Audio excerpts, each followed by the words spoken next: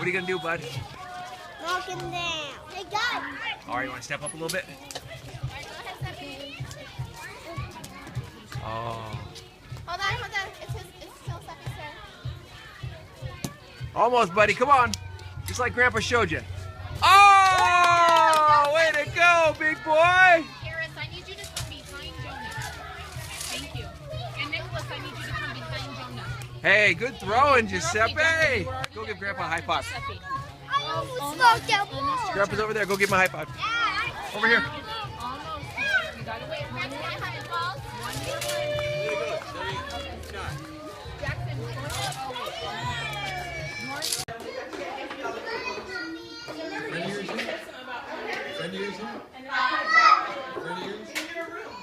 Yeah, it's colors.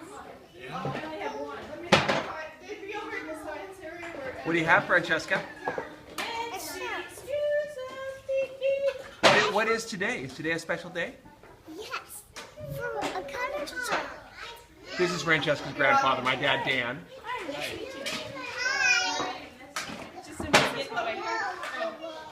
Alright, we shouldn't have it either, so we're gonna have to find one in our room. Find something else. Let's put this one back and find something else. Something else special.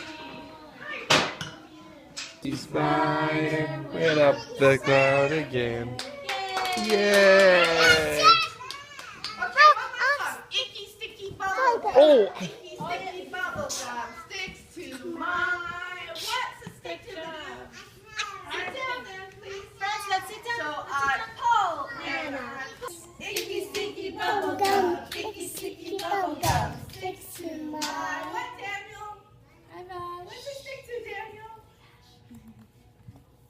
Do you know? where's your Does shirt? it stick to your nose, Daniel? Your nose? So I pull and I pull. Pull and I pull. And tell it pops. Hi, Bash. Icky sticky bubble gum. Icky sticky Sing it. bubble gum sticks to my. What, Ashley? Can you give her a hug? My hand. So I pull and I pull Go on, show Grandpa. and I pull until it pops. Okay? Our friends in the Hold on. elder still outside. We're gonna go outside. 5 minutes. 5 minutes. We have just Outside? Friends, You gotta sing, Frankie. and we'll sing. Our friends are here today. How's that? Our friends are here today. Our friends are here today. Sing it. Our friends are here today. Everybody clap your hands. Okay, who's this, friends? Who's this? Ellie. Alex is here today. Alex is here today. Everybody clap your hands. Sing, honey. Alex is here today. Who's sitting right here, friends? Is that Here today, Badoo is here today. Everybody sing hands, Badoo is here today. Today, Nico's here today. Everybody clap your hands, Nico's here today. Hi, Nico. You wave hi to Nico. Ashton? He has his red doggy. Oh, Ashton's here today. Ashton's here today. Everybody clap your hands because Ashton's here today. Hi, Ashton. Who's sitting by the books right there, friends? Who is that? Braden's here today. Everybody clap your hands because Braden's. Look up, Frankie. Hi, Brady. Who is sitting on their daddy's lap? Who's that? Francesca. Frankie's here today. Frankie's here today. Everybody clap your hands because Frankie's here today. Hi. There she is. Who's sitting on their mommy's lap back there? Is that Daniel? Everybody clap your hands because Angela's here today. Frankie, don't turn that. Okay, friends, let's see if they're all in. They're not in yet. We need to ask them to go in. Could you go see for me, Neverland, if they're going in now? Frankie, put your face in. So let's sing Twinkle, Twinkle. Twinkle, twinkle, little star, how I wonder what you are. Up above the world so high, like a diamond in the sky. Twinkle, twinkle, little star, how I wonder what you are. You didn't get your name said? Okay, I'm sorry. Let's go. Lauren! Lauren, we're so happy you're here. Lauren! Lauren's here today. Lauren's here today. Everybody clap your hands, because Lauren's here today. Hi, Lauren! Yay! Give me a hug. I'm so glad you're here. Yay, Lauren! You too. So sorry. It looks like we're gonna have to combine it. See? It's over there, honey.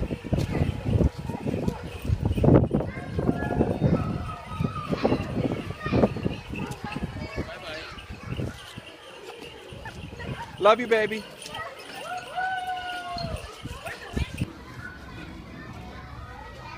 Here you go, Mike.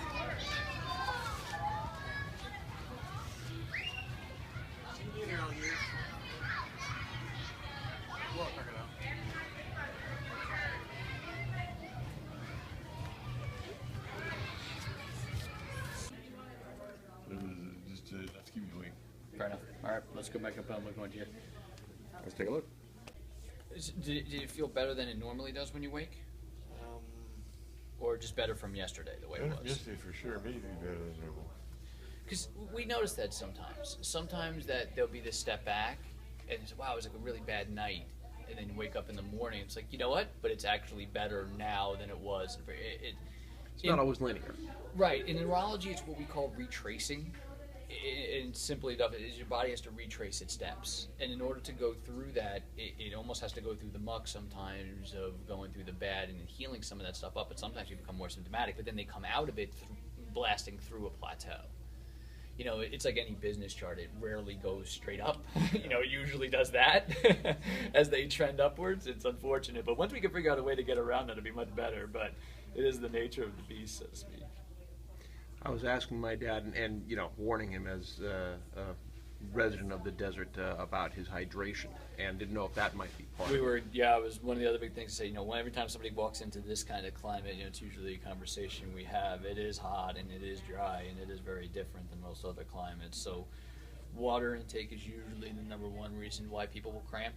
You know, there can be minerals and nutrient deficiencies that go with it too, and you know, that stuff gets all the publicity, but like you probably just heard me saying before, it always gets back to basics. You know, you always got to make sure the water levels are good before you even start messing around with vitamins and things like that, because most of the times it's just a dehydration factor.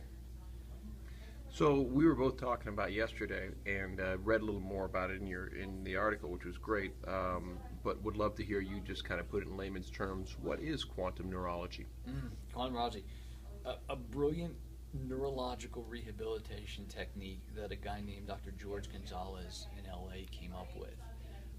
He created it out of a point of necessity where his wife was actually had a low back injury that caused paralysis of her lower body. And you know, every place we went, you know, traditional neurologists, you know, chiropractic neurologists, not a lot of answers, but he got the most amount of answers and the most amount of relief for her from a chiropractic neurologist, which led him down this journey of creating this science and technique that he has now. Quantum neurology is basically, at its core, it's a skeleton technique, which means that you can apply it with anything.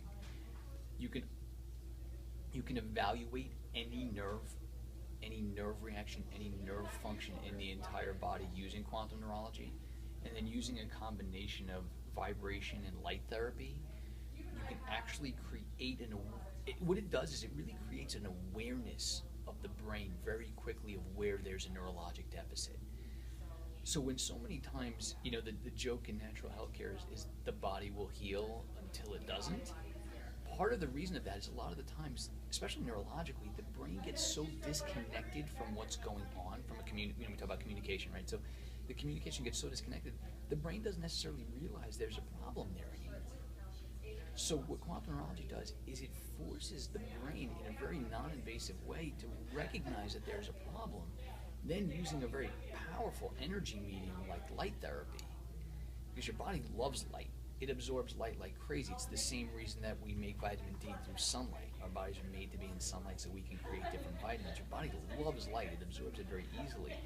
But at certain wavelengths that they can manipulate, it's very pleasing to the nerves. So you create this awareness where the body will know that there's a problem. The brain becomes very aware of it, and instantly you see this significant upregulation of the way a nerve works. And again, it's just about repetition of that to where you can build what we'll call like neurologic integrity. But the nervous system has to recognize, there has to be neurorecognition that there's a problem.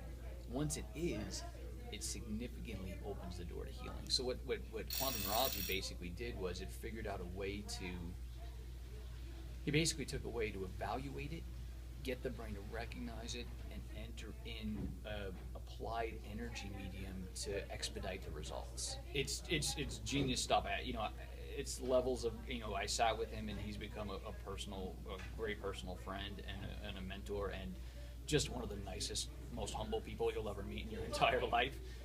And I still sit in awe of how he could even think up something like that. It's like never in my wildest dreams. And do you think we could interview him? I'm sure he would be down for it. Great. I'm sure he would. He's, like I said, the nicest man, and Keep going. yeah, he's the nicest guy, and I'm sure he would be loved because he loves to get his message out. Because his whole thing is just about helping people. He's dedicated his life now not to be in clinical practice anymore, but to just be teaching doctors. Wonderful. About how we do this and what we do, and he's like I said, for as genius as he is, he's also he's one of those salt of the earth guys that you would just never in a million years suspect. He walks through and you just wouldn't expect that you'd be around one of those foremost neurologists in the world. That's fantastic. So the light ray therapy, we've seen it. You've explained it on the go a little bit. To someone who looks at it and goes, it looks kind of Star Trek-y. You know what I mean? Totally.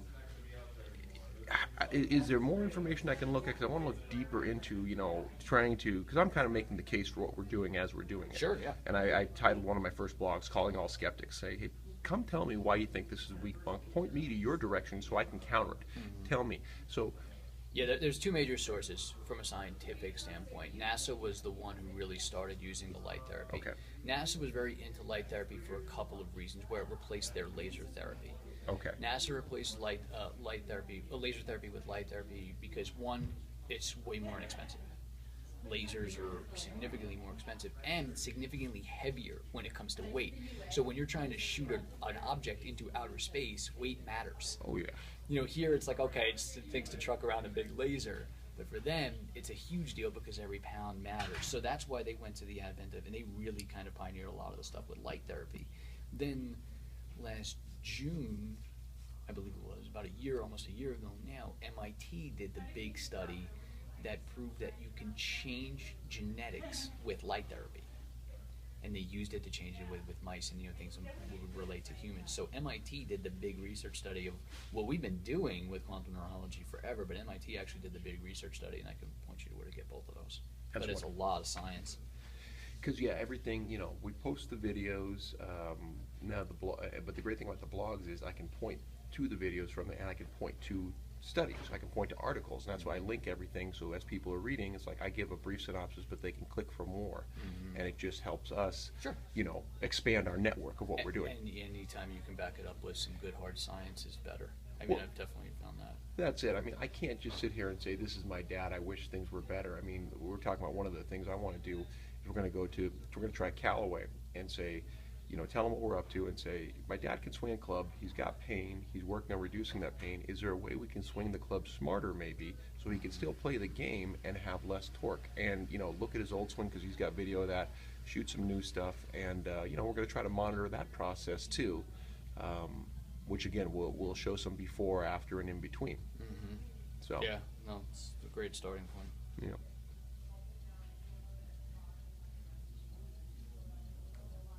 So my dad was asking about the ionic therapy, that if you just put the salts in there, you didn't have your feet in there, would the water remain clear? No, it changes color. On its own? Yeah, because and that's a good thing because then a chemical reaction is occurring. Okay. Because you're manipulating the water ions. Yeah. And you're manipulating, and actually, at first, when I had first got the units, eons ago, years ago, and I wasn't using them on patients, I was just testing them on myself. So I'm like, this thing doesn't seem to work the same way it does in other offices. I'm like, why isn't it, because I had buddies who used them, and I went out to their offices to check it out, because ultimately I'm a skeptic until I'm a science guy until they prove it to me, and I was like, mine's not working. So I called the company, and I was just asking, I got to be doing something wrong, but I'm following directions to a T. But the problem was I was using filtered water.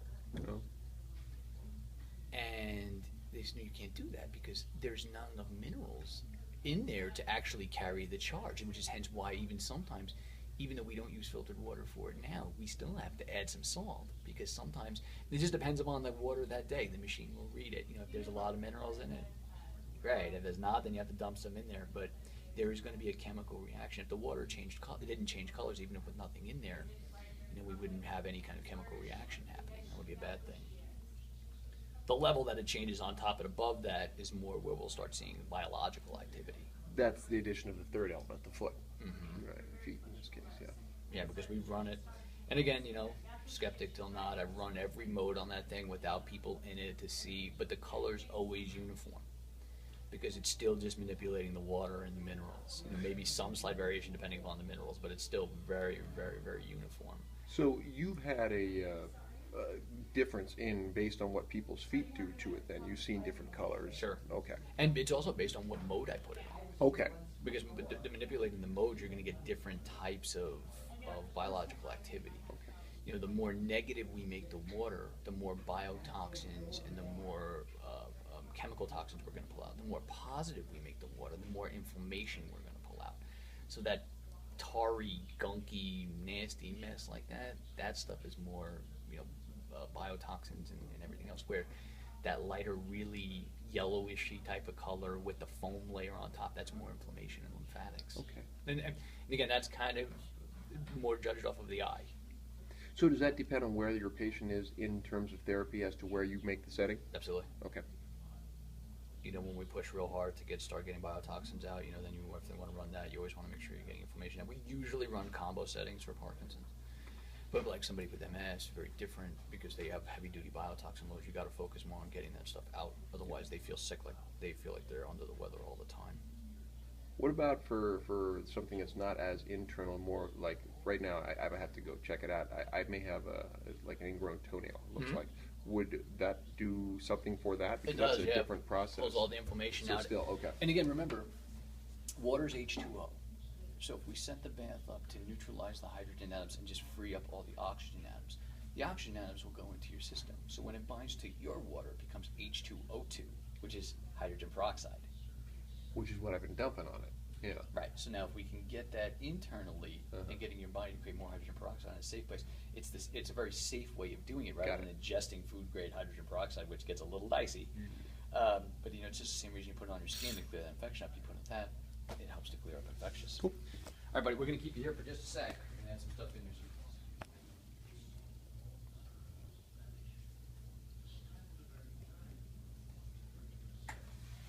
Now you're going to feel. This is that new thing. Okay, so we're going to check some strength here. So what I want you to do is I'm going to have you bring this leg up here for me. So I'm going to bend this guy and bring it up. And what I want you to do is I want you to pull your knee towards your body. Okay, so pull your knee towards my hand, ready to push into me. Pretty good. Okay, my leg's down here. And then I want you to bring this guy up. And I want you to pull this knee towards your body there. Do you feel the difference in the strength between the two? You see how much wobbly this is? Yeah, this one's way stronger, but this one is wobbling. I'm not putting a lot of pressure, so push up here for me. And see, I could just push him straight down. Okay. Whereas this one, if you bring this guy up for me, push up here for me, I'm pushing with everything I got here, and he's not budging.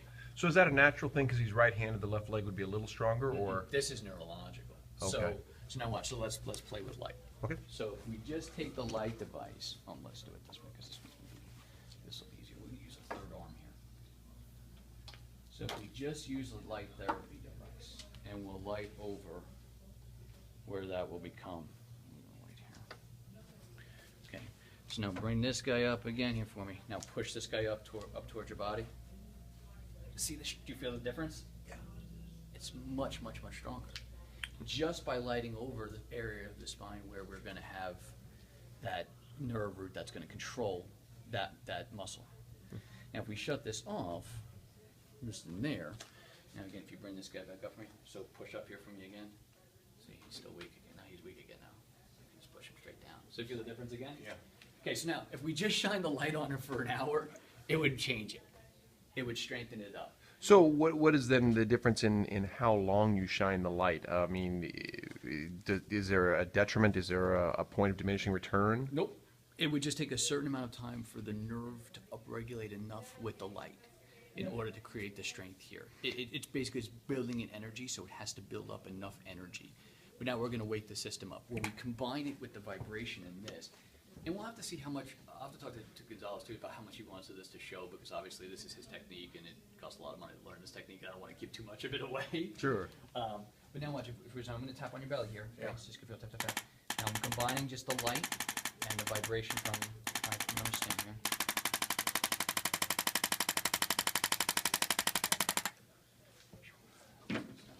Okay. Now off and lights away. Okay, now bring this guy up here again for me and push up towards your body here. And now we've got, feel better? Yeah. Now we've got 100% strength. So I could leave the light on for an hour and have it do the same thing. And that's the power of light therapy. But what Gonzalez figured out with quantum neurology is how you apply that light therapy to get the nervous system to recognize there's a problem right away. It sucks up all of that energy and it instantly causes a neurological change. And that's what we see. And this is going to be so important because this is his hip flexor. So obviously his foot flexor on this side's having trouble because he's getting completely yanked here. His whole body's off to the side. This one's just not engaging. We have to get this engaging, otherwise that's probably why you felt a little bit more stiffness that you did yesterday, because we're trying to engage muscles on his core. That's why he's so uneven, because he's basically in tug of war right now. One side's pulling and winning, the other side's not pulling at all. We need to engage so that they're pulling evenly, but you're going to feel even a little bit of changing with that on the spine. All right, very cool. I'll text Gonzalez today. Great. See if he's cool with doing that. Is he here or is he in He's LA? in or- LA. Okay. Well, we can make that trip. That's not hard. He's in LA. He comes through here every once in a bit. I don't know what he's going to do, but he's also good with internet stuff. Okay. He Yeah. can do like a Skype or something like Cool. that. But Thanks, Doc. No worries. I'll text him today and see what he's got. All right. So again, same thing. Tabs for me. Okay. And just make sure your water intake is good. Yeah. I like it. Take care. No worries. How are we doing? Yeah. What'd you think about that? It was when you pressed him on it, he has all kinds of substance behind it, behind what he thinks. It's not just by the way. Very, very impressive. So again, adds to kind of maybe your comfort level and Yeah. belief in what we're doing. Yeah. That's good. And hopefully we get to talk to this guy. Yeah. Do you want to sit for just a minute? Relatively quiet.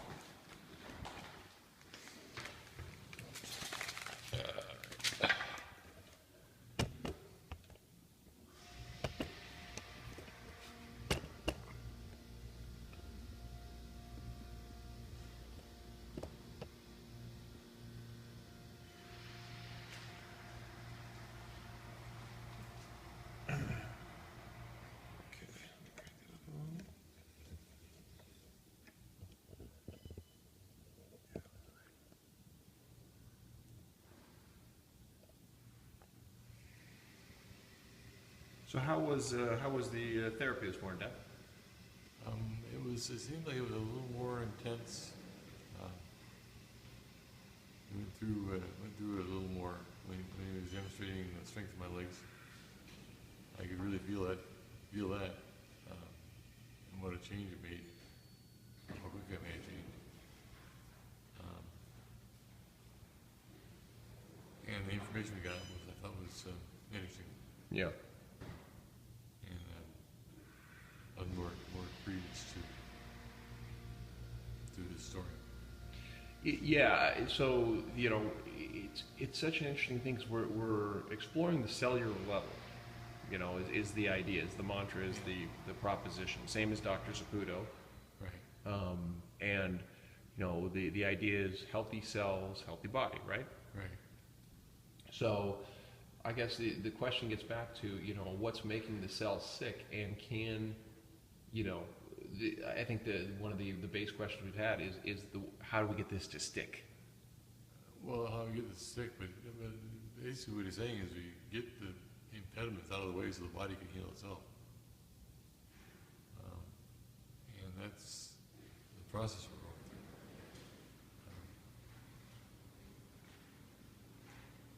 through. Yeah, I'm hopeful. Does it seem like a process where we're kind of retraining your body? Yeah. I don't know about retraining it, just getting the blocks out of the way. I think the body will do what it has to do, and that's what he's saying. It knows how to do it. It just can't do it. And it's got several blockages. One of the things that maybe the body works against us in some ways is perception, because we can be, by whatever definition, sick, but feel relatively healthy because our new normal changes all the time, Yeah, right? yeah. And so our body's continuing attempts to help us normalize sometimes can normalize what is a pretty acute sickness. Yeah. I'm sure I've gotten used to a level of activity and dysfunction that I've accepted, that I'd like to get out of. I know what's normal for me. You'd like a new normal? I'd like to be old normal. I don't know if that's possible. Young normal. Young normal. But how about you could be better now? Yeah. Can't go back, but you could be better for now. As long as it doesn't have pain associated with it, it has more function associated with it, I'm happy. What does pain do to you? It cuts down on the range of motion. It just stops you from doing all kinds of little things that you don't even think of until you try to do them. Like what for you personally? What is? Rolling over in bed, getting up to go to the bathroom, getting dressed. I just don't do a lot of things, or I do them to a lesser extent than I used to, because it's so much effort. And it seems almost silly, but it's creeped up on me. And to some degree, it sounds like by what you're saying, it's kind of reached a bit of a tipping point.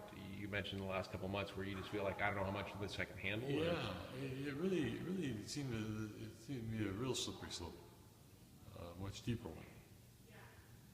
And, I don't know when I became aware of it. It was maybe when I got here. I don't know.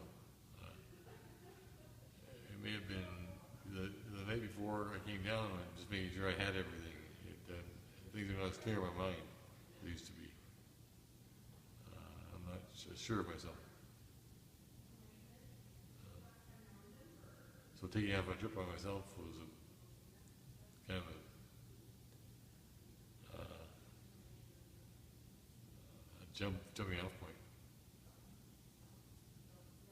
10 years ago, you hit the road in the Explorer to come down here, and how did you feel when you left then? I felt much more confident, much more capable. Yeah, I was in much better shape then. The physical is one thing, but when you mention the mental, that's another in terms of confidence, isn't it? Yeah, it eats at you. It slowly wears you away, wears you down. What's the it there? What's the it that wears you away? The pain and the pain and the lack of strength. How about that dubious nature, that cloudy? Yeah, that's a factor. How do you feel about maybe going to swing some clubs? We'll try it. Would you be willing to accept a new way of swinging? Because you've always been tweaking your swing. Yeah, sure. You used to live next to swingers. Yeah, that's fine. Did you learn anything from them? You don't swing, don't ring. Did you ever ring? I I never did. I'll turn the camera off now.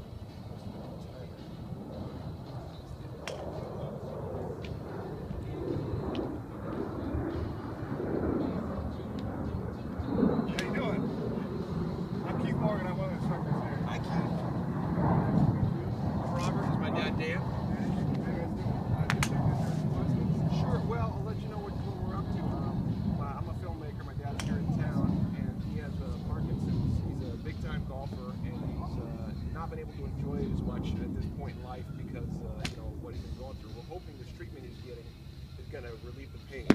So we're talking about, as part of the new documentary, we did one 10 years ago where we went to all the ballparks together. So now we're following up on that. We want to maybe look at a new golf swing for him, or how maybe my dad can best adapt to where his body's at this point in his life so he can keep playing. Because he said to me the other day, he said, it's just not much fun. And I hate to hear that because the two modalities.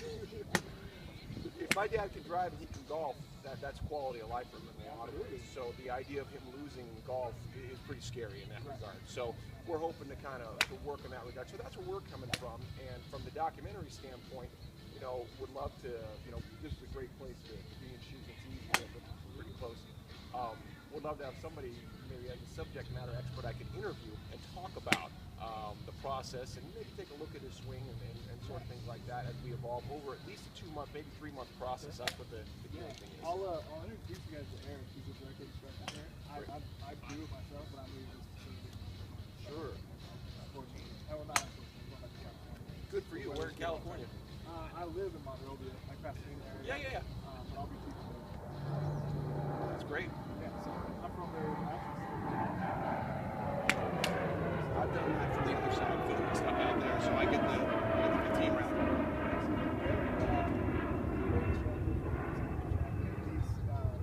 He'd be great to interview, and I'm sure we'll work something out. And he's going to be here ever. So if we want to do like a 3-month thing, he's in charge of all the race management, so he can give you guys a better deal. Yeah, absolutely. I'll go grab him. I'll bring him up here. It was Jeff and Dan, right? Robert. No worries, I'll go to Jeff. Yeah, I think he's down right now. I'll go grab him. I'll bring him up, and then. Appreciate it. Great Nice to meet you.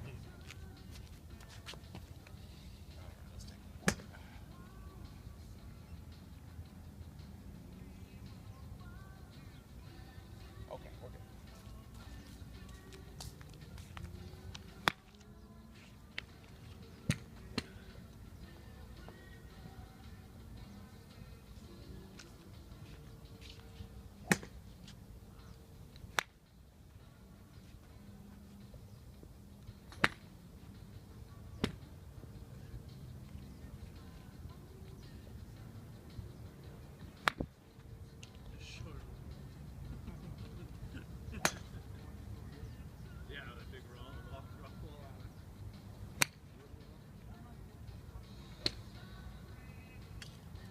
What do you feel as you're swinging, Dad? Jerkiness. Lack of coordination. Balance. Jerkiness, lack of coordination, and balance. Okay. Lack of balance.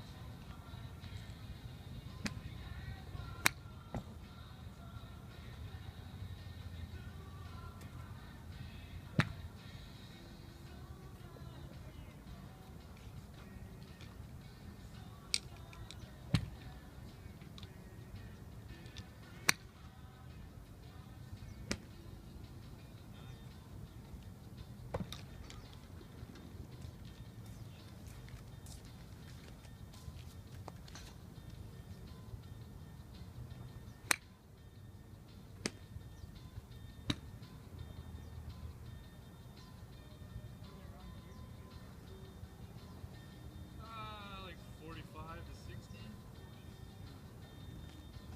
Yeah, no, it's nice with that. We go open at 10, so I can get 9 holes in bed twice a week. Lunchtime, there's no kidding. And then fill in some 9s or some 18s on Wednesdays when the days off. That's the trick.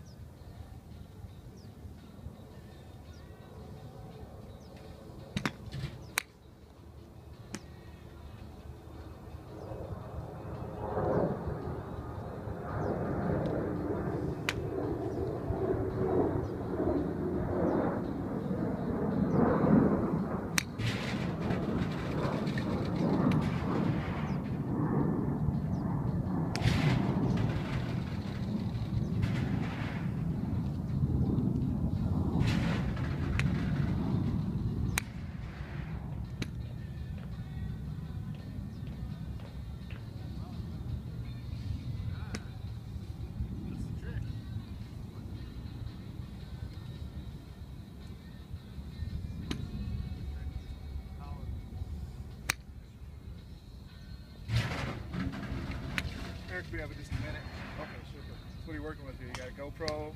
GoPro, this is the iPhone. iPhone. This is just a little Vado. It's all about this stuff, about minimizing. I've got my big gun cameras, but you know, the setup on them, unless I bring out a crew, is just such a pain in the rear that technology has advanced to allow me to shoot real good quality HD on real small I cameras. know. Picking up that new Galaxy Note phone, the camera's supposed to be phenomenal. Yeah, yeah. And you know, so then it comes back down to framing, composing, and what you can do with light, and that's neat. Because I like walking around with a bag like this as opposed to 3 bags over my shoulder. And as a golf instructor, I'm looking for frame rate and shutter speed, but I don't really care about the quality of the video. I just need to be able to see the club-headed stuff. well, you got the new GoPro's 120 frames, and so Is it really? yeah, you can break down the Go 3, and that's the 4's coming out. But yeah, shoot 120 frames, you're fine. Where at? Five shoots by 20, I think. I think it's 5S. Yeah, that's right. And a lot of people are using that, and it shoots in slow motion as well, which is That's exactly right. yeah. I'm just looking for something that's easier to transfer from the camera right back onto my tablet or my laptop. That's right. Make it a little seamless. Right now, I have a Casio FH100 and I have a Casio F1 camera. It's really, really good for golf instructors, but you still have to take their SD card out or connect it via USB. You want to be more real time. Yeah, I want you to hit a shot. And by the time I walk over here, I can show it to you on the screen. Yeah, That's definitely doable. It's just a matter of getting the right rig. Well, these new USB cameras that they got are supposed to be 120 frames per second. Just plug the USB cord in, while you're filming it, it takes it like live capture, but it's not as good quality video as I want. I think GoPro's revolutionized so much that there's people flooding trying to I know. break the market. Yeah. That's nice. It drives I the like, price down. I like that they're kind of marketing towards the extreme sports guys and all that. If they would market a little bit towards the golfers, that would be. They're the company that would do it. It's Yeah. good stuff. Well, like you say, there's such a big market for people doing exactly what you're doing. You need to break it down in a better way. Yeah, that's what people want to see. Is here's what your swing looks like. Because you can tell them with your eye, but if they can see it, now you got a marriage. Yeah. Or even if the iPad had that 20 frame per second camera that 5S has, I bet they will. that would be a game changer for golf instruction. Yeah. You just shoot it on there and you just draw your lines and everything you want to see instead of that TMB. That's it. Yeah. It's good stuff. No, you're right. The iPad actually is the right medium for that because then you can use it like a telestrator. And, Exactly. That makes a lot of sense.